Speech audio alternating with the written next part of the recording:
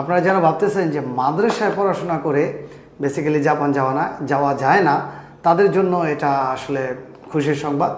ওমর ফারুকের সার্টিফিকেট এবং পড়ালেখা শুরু থেকে শেষ পর্যন্ত পুরোটাই হচ্ছে আলিয়া মাদ্রাসায়। তার কলেজ ভার্সিটির কোনো সার্টিফিকেট তেমন একটা নেই। আলিয়া মাদ্রাসায় কেমন আছেন? আলহামদুলিল্লাহ অনেক ভালো আছেন।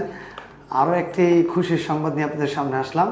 সেটা হচ্ছে অক্টোবর 2025 সেশনে ওসাকা ইমিগ্রেশনে আবেদন করে জাপানি এম্বাসি বা বিএফএস থেকে আজকে ভিসা লাভ করেছে আমাদের ছাত্র কানসা এডুকেশন স্টুডেন্ট ওমর ফারুক।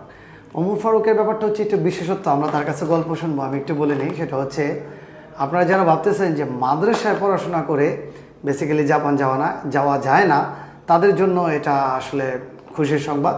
ওমর ফারুকের সার্টিফিকেট এবং পড়ালেখা শুরু থেকে শেষ পর্যন্ত পুরোটাই হচ্ছে আলিয়া মাদ্রাসায়। তার কলেজ ভার্সিটির কোনো সার্টিফিকেট তেমন একটা নেই। আলিয়া মাদ্রাসার যে সার্টিফিকেট আছে ওইগুলো দিয়েই কিন্তু সে ওসাকাতে আবেদন করে সে আজকে কিন্তু জাপানি বিএফএস থেকে এম্বাসি থেকে সে ভিসা লাভ করে। চলুন আমরা তার কাছ থেকেই তার গল্পটা শুনি। আসলে ওমর ফারুক সাহেব, আপনি আসলে কানসা এডুকেশনে আসা কীভাবে, বা কানসা এডুকেশন আমার পরিচিত এই কেমনে, বা আপনার এই জার্নিটা একটু ওদের সাথে যদি শেয়ার করেন আমাদের সাথে। রহমতুল্লাহ, আমি ওমর ফারুক কানসা এডুকেশনের মাধ্যমে আবেদন করে 2025 সালের অক্টোবর সেশনে ওসাকা ইমিগ্রেশন থেকে ভিসা লাভ করেছি। আলহামদুলিল্লাহ। আপনার ভিসাটা একটু সবাইকে দেখান।